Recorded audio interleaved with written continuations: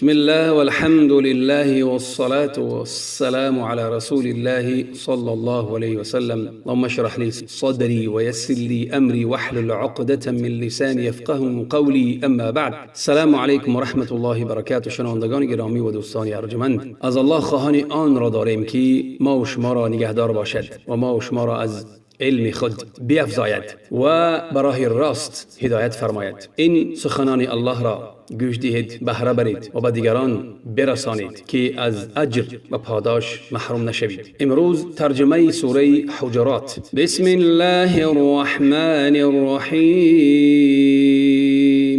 به نام الله بی اندازه مهربان و بی نهایت با رحم. یا ایها الذین آمنوا لا تقدموا بین یدی الله و رسوله واتقوا الله ان الله سمیع علیم. ای کسانی که ایمان آورده اید، به الله و پیامبرش پیشی مگیرید و پیش دستی مکنید و از الله بترسید و پروا داشته باشید، چرا که الله شنوای گفتارتان و آگاه از کردارتان می باشد. یا ایها الذین آمنوا لا ترفعوا اصواتكم فوق صوت النبي ولا تجهروا له بالقول كجهر بعضكم لبعض أن تحبط أعمالكم وأنتم لا تشعرون. ای کسانی که ایمان آورده اید، صدای خود را از صدای پیامبر بلندتر مکنید و همچنان که با یکدیگر سخن میگویید با او با آوازی بلند سخن مگویید تا ندانسته اعمالتان بی اجر بیکار برباد نشود. ان الذين يغضون اصواتهم عند رسول الله اولئك الذين امتحن الله قلوبهم للتقوى لهم مغفرة و اجر عظیم.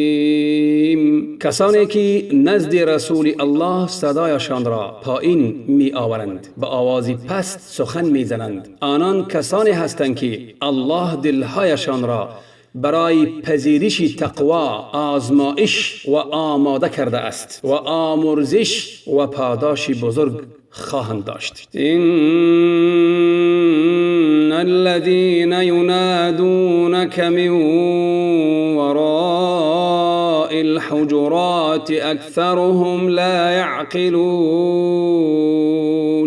بیگمان کسانی که تو را از بیرون اتاقها حجره ها فریاد میزنند، بیشتری آنان نمیفهمند که تو چی مقام والایی در پیش پروردگارت داری و باید با تو احترامانه رفتار کنند. ولو انهم صبروا حتى تخرج الیهم لكان خيرا لهم والله غفور رحیم.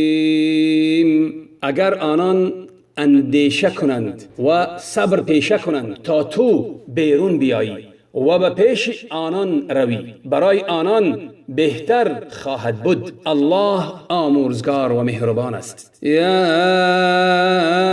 ایها الذین آمنوا ان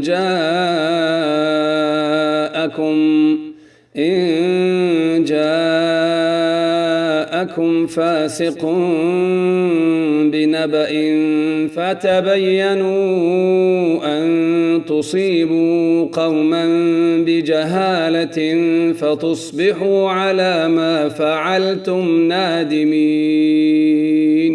ای کسانی که ایمان آورده اید، اگر فاسقی برای شما خبری مهمی آورد، درباره آن بررسی کنید، تحقیق کنید، مبادا از روی شتاب زدگی تصمیم نگیرید، قرار نگیرید و ناآگاهانه به گروه آسیب یا که ضرر برسانید، سپس از کرده خود پشیمان شوید.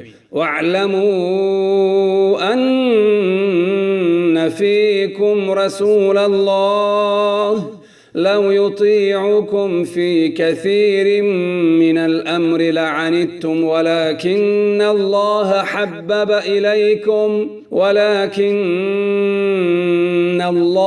حبب إليكم الإيمان وزينه في قلوبكم وكره إليكم الكفر والفسوق والعصيان أولئك هم الراشدون.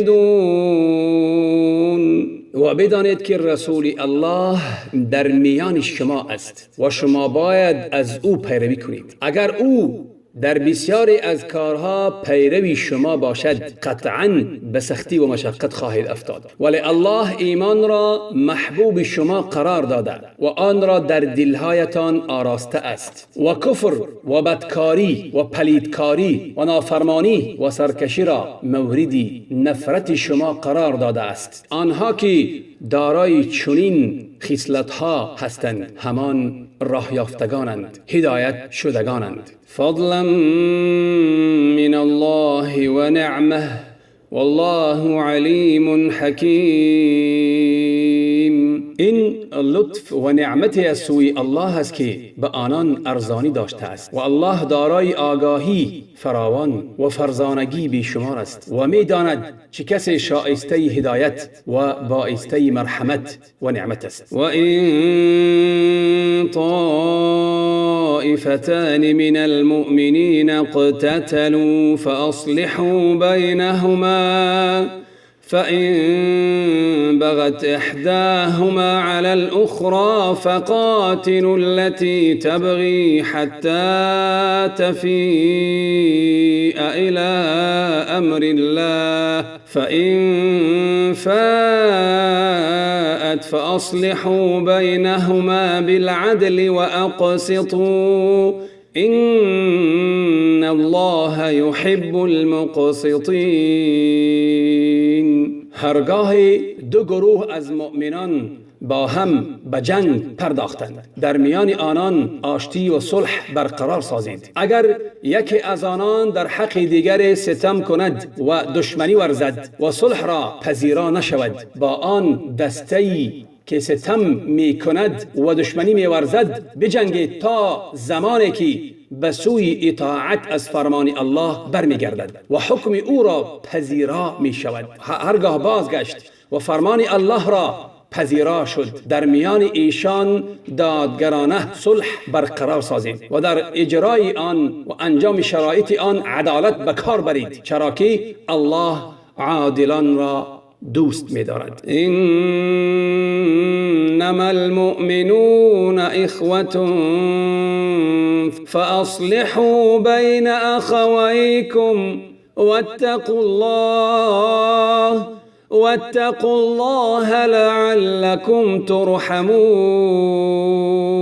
فقط مؤمنان برادران همدیگرند، پس میان برادران خود صلح و آشتی برقرار کنید و از الله ترس و پروا داشته باشید تا به شما رحم و مهربانی شود. یا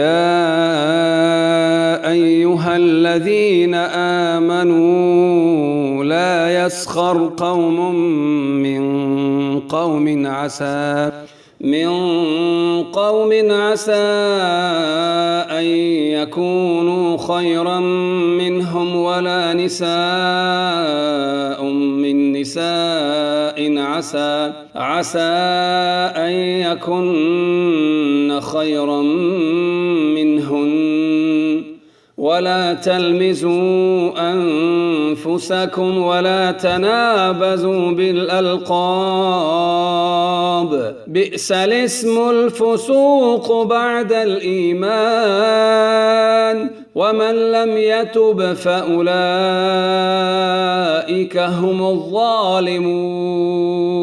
ای کسانی که ایمان آوردید، نباید گروه از مردان شما گروه دیگری را مسخره و استهزا کنند، شاید آنان بهتر از اینان باشند، و نباید زنان دیگری را مسخره کنند، زیرا چی بسا آنان از اینان خوبتر باشند. و همدیگر را طعنه نزنید و مورد عیبجویی قرار ندهید و یکدیگر را با لقب‌های زشت و ناپسند مخوانید و منامید. برای مسلمان چی بد است بعد از ایمان آوردنش؟ سخنانی ناگوار و گناه آلود گفتن و بر زبان راندن. کسانی که از این اعمال و اقوال توبه نکنند پس آنان همان ستمگرانند. یا ایها الذین آمنوا اجتنبوا کثیرا من الظن ان بعض الظن اثم ولا تجسسوا ولا يغتب بعضكم بعضا أيحب أحدكم أن يأكل لحم أخيه ميتا فكرهتموه واتقوا الله إن الله تواب رحيم.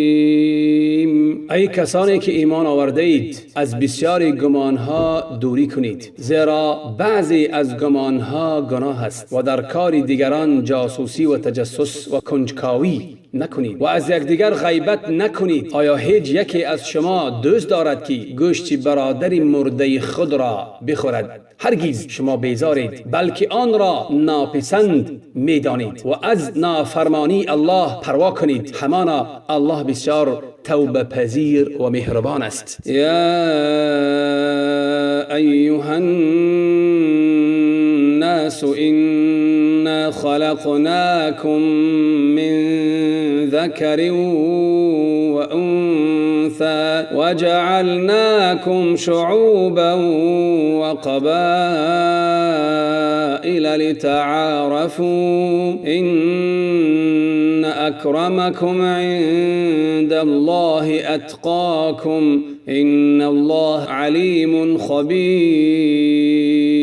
ای مردمان، ما شما را از یک مرد و زنی با نام آدم و حوا آفریدیم و شما را تیره ها و قبیله ها قرار دادیم تا یکدیگر را بشناسید. همانا گرامی ترین شما نزد الله با تقواترین و پرهیزکارترین شما است. الله دانا و آگاه است. قالت الاعراب آمنا قل لم تؤمنوا ولكن قولوا اسلمنا ولما يدخل الإيمان في قلوبكم وإن تطيعوا الله ورسوله لا يلتكم من أعمالكم شيئا إن الله غفور رحیم. عرب‌های بادیه‌نشین میگویند ایمان آورده ایم. بگو شما ایمان نیاورده اید، بلکه بگویید اسلام آورده ایم، ای تسلیم ظاهری رسالتی تو شده ایم، چرا که ایمان هنوز در دلهایتان راه نیافته است و نور ایمان سراچه دلهایتان را روشن نکرده است. اگر از الله و پیامبرش فرمان برداری کنید، الله از پاداش کارهایتان چیزی نمیکاهد یا کم نمی کند. بیگمان الله آمرزگار و مهربان است. انما المؤمنون الذين آمنوا بالله ورسوله ثم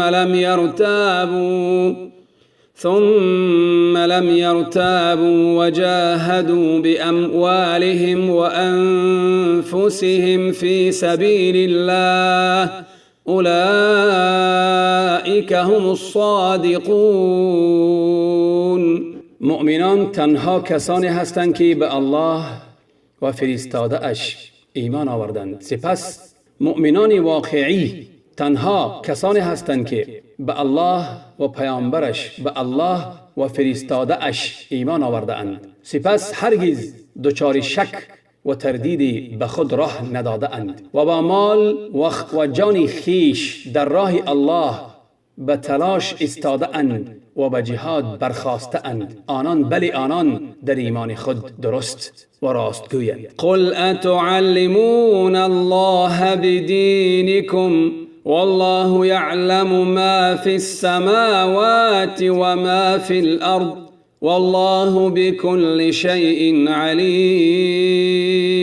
بگو آیا شما الله را از ایمان خود، از دین خود، از طاعت آنچه که در دلهای شما است با خبر می سازید، در حالی که الله از تمامی چیزهایی که در آسمان ها و زمین است با خبر است و الله از همه چیز دقیقاً آگاه است. یمنون علیک ان اسلموا قل لا تمنوا علی اسلامکم بل الله يمن عليكم أن هداكم للإيمان إن كنتم صادقين. آنان بر تو منت می‌گذارند که اسلام آورده اند. بگو اگر راست میگویید برای اسلام آوردنتان بر من منت نگذارید، بلکه این الله است که بر شما منت دارد که شما را به سوی ایمان هدایت کرده است. اگر بر دعوای ایمان خود راست و درست هستید. ان الله يعلم غیب السماوات والارض والله بصیر بما تعملون. الله رازها و نهانهای آسمانها و زمین را می‌داند و الله به آنچه می‌کنید بیناست.